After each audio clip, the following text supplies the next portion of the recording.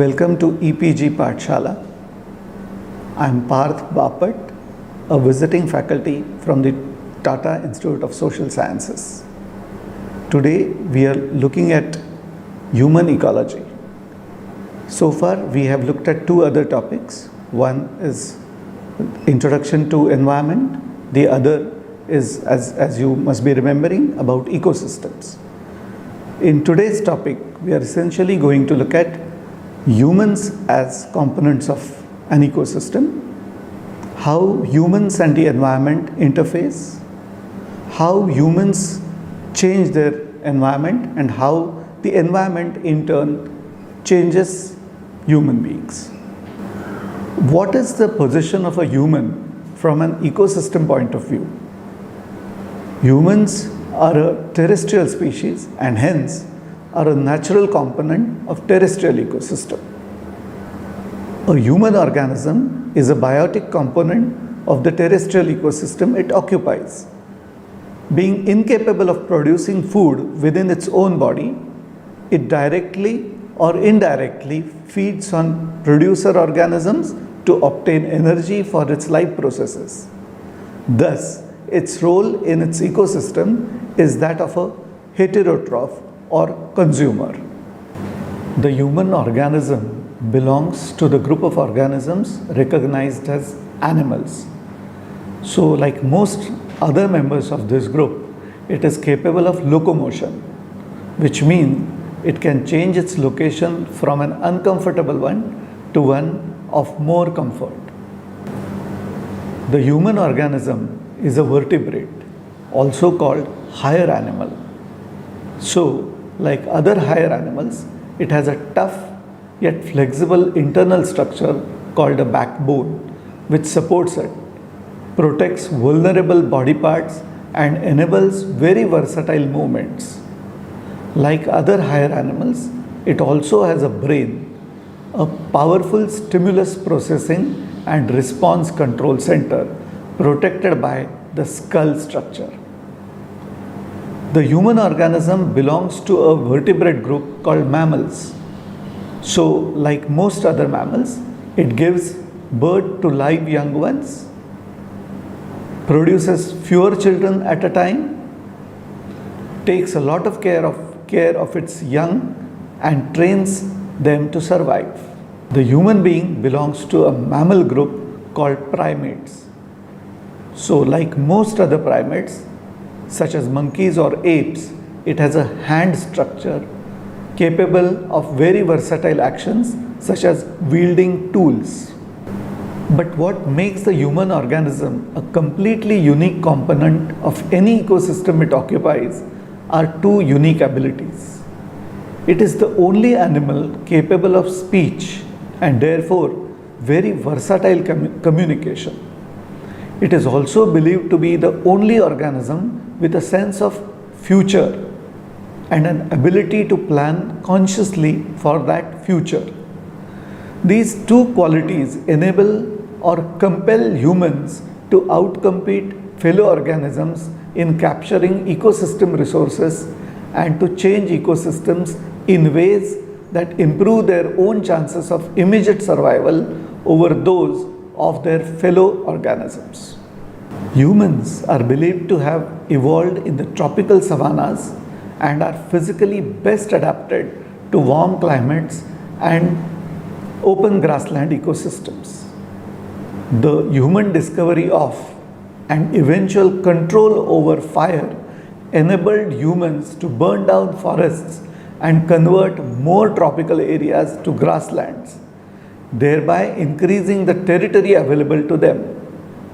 It also enabled humans to survive in the colder temperate and even polar climates, thereby opening whole new lands to them.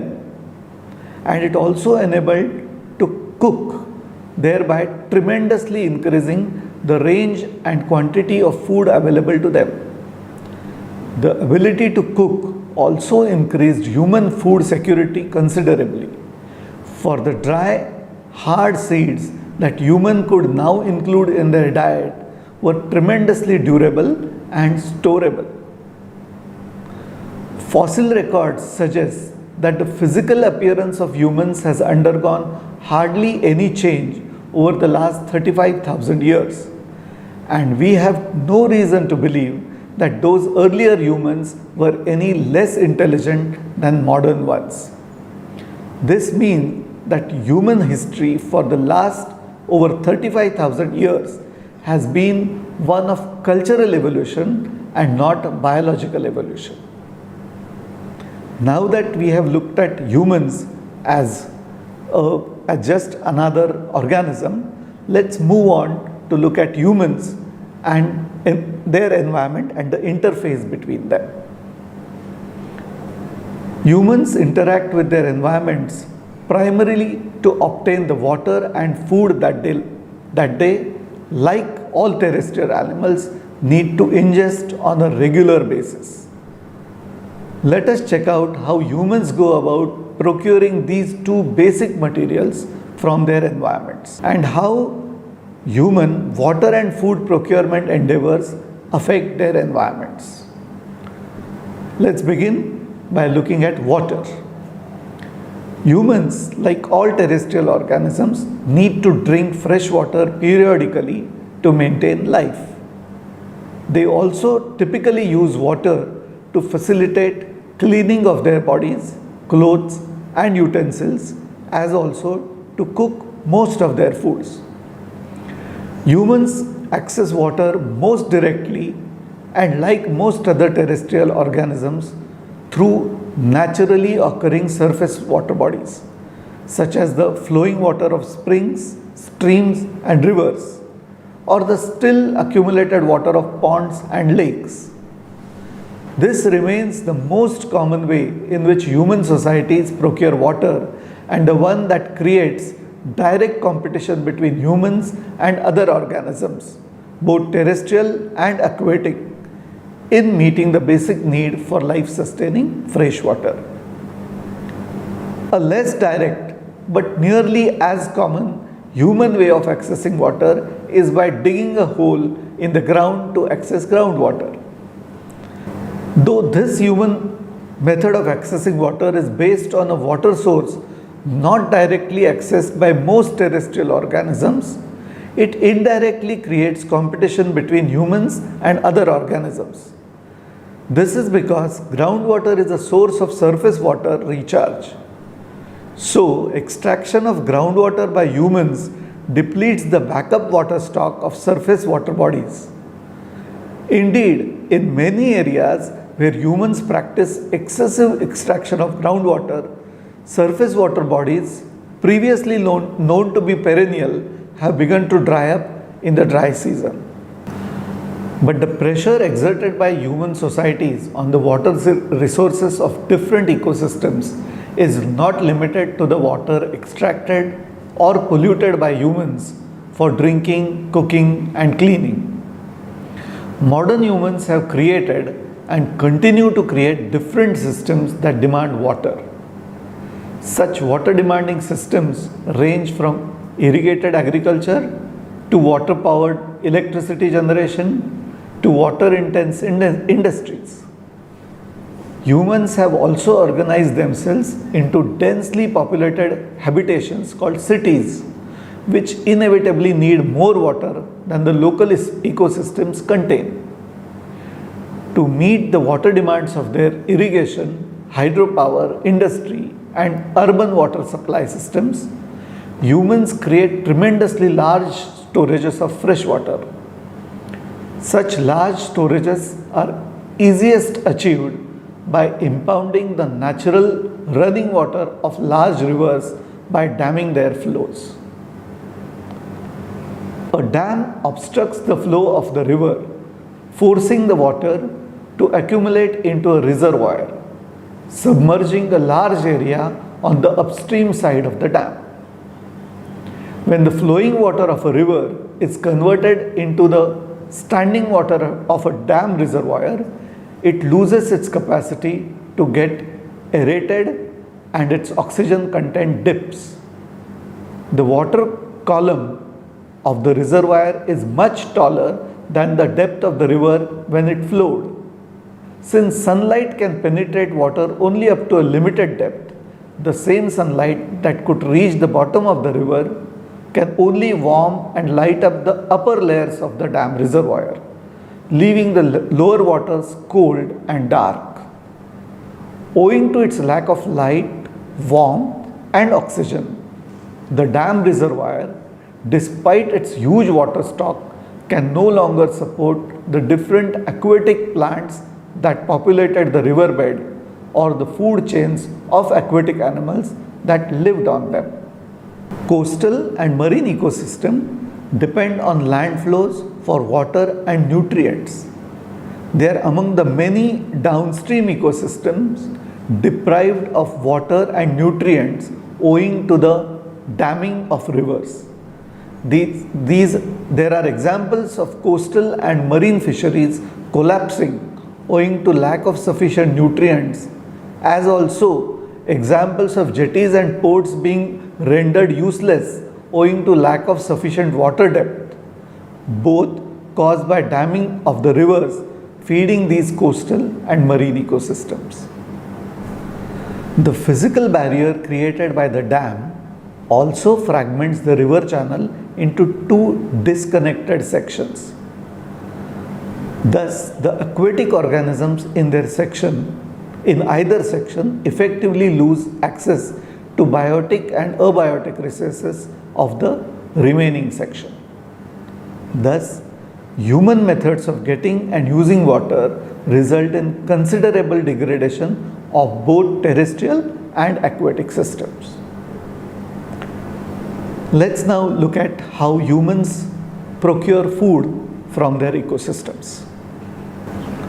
Humans as a species are believed to have originated in the tropics. Like most of their primate relatives, humans are omnivorous in their feeding habits. The human diet before the discovery of agriculture, it seems to have ranged from vegetable matter such as seeds, fruits, fleshy flowers, fleshy leaves, and starchy stems or roots to animal products such as honey, eggs, caterpillars, and worms, all of which are available more or less year round in the warm, sunny tropical climates.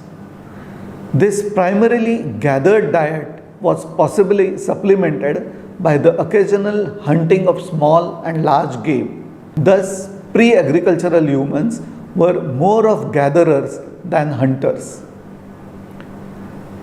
Humans in different parts of the world seem to have discovered agriculture around the same time, which is as recently as about 10,000 years ago, though the crops they began to cultivate were different. Fossil records in Eurasia show up cultivated forms of wheat and barley, along with domesticated animals such as cows, buffaloes, goat, and sheep, likely to have been utilized for milk and meat.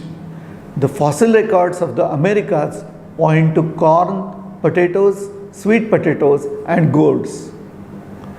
The development of agriculture is generally agreed upon as the single most important event in the cultural evolution of humans. It changed the till then nomadic lifestyle of humans to a settled one. Also, a given area under agriculture can support several times as many people as that same area if used for gathering and hunting. So, agriculture enabled humans to settle down in large communities that kept thriving, multiplying, and growing ever larger. From an ecological point of view, practicing farming or animal rearing in an ecosystem amounts to diverting the materials and energy of that ecosystem towards some select few crops or livestock species that humans wish to cultivate. This also means that humans are diverting those materials and energy away from the other organisms that are part of these ecosystems. Humans try to eliminate these other organisms, often referred to by humans as weeds or pests, by applying ecosystem contaminants like herbicides or pesticides, while they try to promote the growth of their favored species by applying ecosystem polluters like fertilizers. Thus, agriculture entails degradation of ecosystems through reduction of their biodiversity and pollution or contamination of their soil, water, and food chains. Another traditional human food procurement activity is fishery. Technically a form of hunting, fishery is believed to have been very much a part of the gatherer-hunter phase of human evolution. Many traditional fishing practices based on capturing fish using specialized ecosystem-specific or species-specific traditional fishing gear continue to be practiced almost unchanged in different types of water bodies all across the world. Aquaculture, which involves cultivation of select preferred fish or prawn species, usually in inland ponds or dam reservoirs, is also believed to be a fairly old human tradition. While traditional subsistence fishing has little adverse impact on aquatic ecosystems, modern commercial fishing operates at a scale and uses methods that drastically deplete population of aquatic species and threaten the stability of coastal and marine ecosystems. Such fishing, based on large mechanized boats and huge fine mesh nets, results in indiscriminate and wasteful harvesting of marine life, diminishing the population of not only popular table species but also of a number of inedible or unpopular species which get netted as bycatch and often discarded as waste. Now that we have looked at how humans procure water and food by interacting with their ecosystems, let's look at some of the other interactions that humans have with their ecosystems, their environments. Basic needs of a human individual as an organism start with water and food and end with shelter and mate. But owing to the human organism's unique cultural evolution, it has developed a few more needs which could be considered near basic. These broadly include fuel, clothing, building materials like stone, mud and wood, medicine or health care, and fodder for livestock. A third set of human needs, also near basic, includes the tools or implements that help humans accomplish their various life sustaining activities and the transportation devices that facilitate human movement from one place to another. Human attempts to meet all these other needs create a range of human environment interfaces similar to the ones we saw in the exploitation of the human quest for water and food. Let's move on to the next topic where we will look at how the influence of environment happens on humans. Since humans occupy areas that are very different in climate, topography, soil, vegetation, and other organisms, their attempts to meet their basic and near basic needs get defined by different abiotic and biotic circumstances. These differences show up as the distinctly different types of water supply systems, food habits, recipes, apparel, architecture, energy systems, tools, modes of transport, and so on in different ecosystems. At the same time, similarities and patterns can be discerned in the materials, designs, and systems of human life sharing common latitudes or altitudes, common biomes, or similar locations on continents. The ease with which humans can meet their needs is decided by the natural subsidies available to their ecosystems. The term natural subsidy refers to the easy availability of an abiotic or biotic factor required by life, and which, if scarce, act as a limiting factor. As a rule, the tropical regions of the earth receive more natural subsidies in the form of life promoting sunlight, warmth, and rain compared to its temperate or polar regions.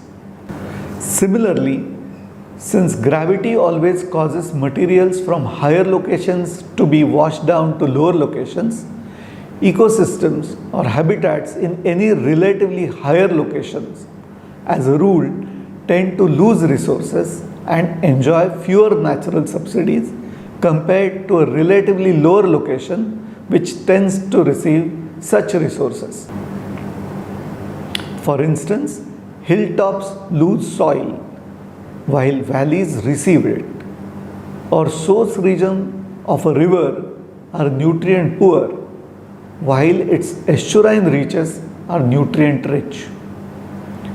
Another type of naturally subsidized location is one at the interface of terrestrial and aquatic ecosystems, where resources of both get added to provide an overall higher natural subsidy. As the areas around ponds or lakes, along streams or rivers, or near coasts provide more natural subsidies than areas which do not enjoy such a land-water interface.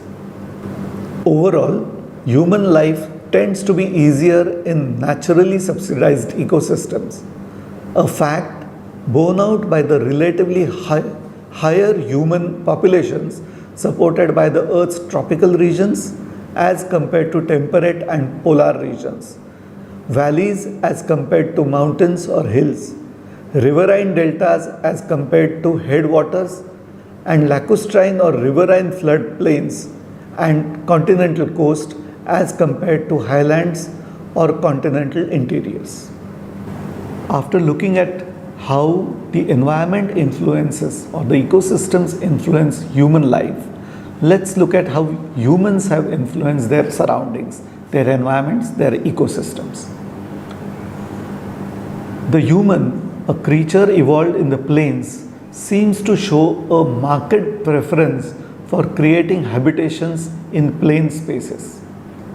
Thus, human interventions into the ecosystems they choose to occupy mainly involve land clearing, which amounts to removing the land's natural vegetation cover, mainly trees, along with the habitats of or food, roosts, nesting materials, etc. that the vegetation provided, and land leveling, which amounts to altering the area's natural topography and drainage, which could mean drying up of wetlands or waterlogging of hitherto dry areas.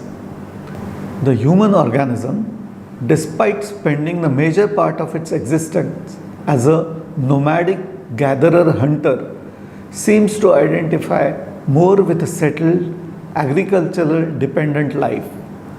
Thus, other significant human interventions into terrestrial ecosystems mainly involve land cultivation, which amounts to modifying the natural habitats available previously, and building, which amounts to more or less permanently covering up the soil habitats underneath and cutting off their sunlight and rain.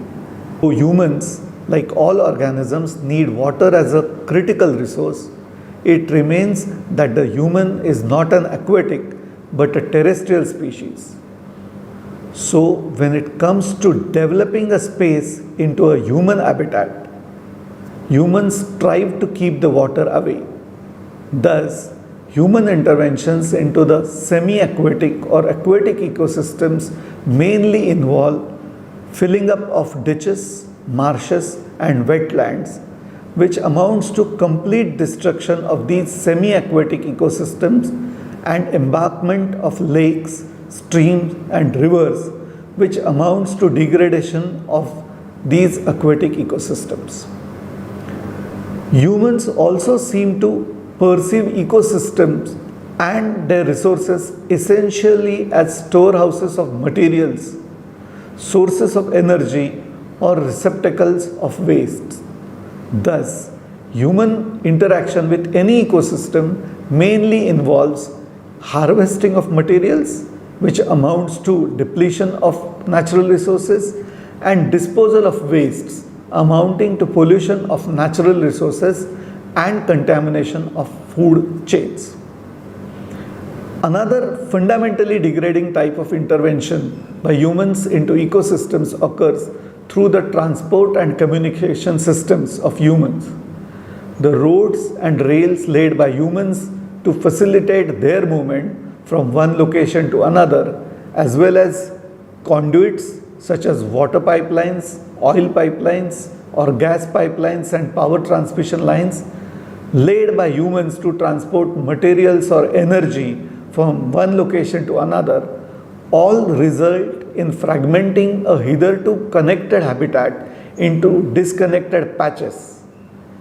Such fragmentation amounts to reducing the overall resource available to the organisms occupying that habitat, thereby affecting their chances of survival and disrupting the flow of energy and materials within the ecosystems, thereby degrading the ecosystem.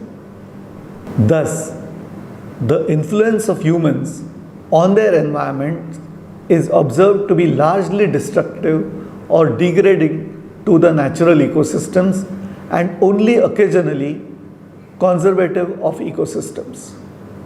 It is generally documented that only when a community recognizes its direct dependence on an ecosystem in terms of the materials like food, fodder, fuel, etc., directly harvest from it, or indirect dependence on an ecosystem in terms of shading, cooling, etc., soil formation, pollination, etc., and recreation, etc., that the community actively protects, conserves, or restores an ecosystem. Loss, degradation, or fragmentation of habitats in an ecosystem invariably results in a corresponding loss of or degradation of the ecosystem services offered by the ecosystem to the local community.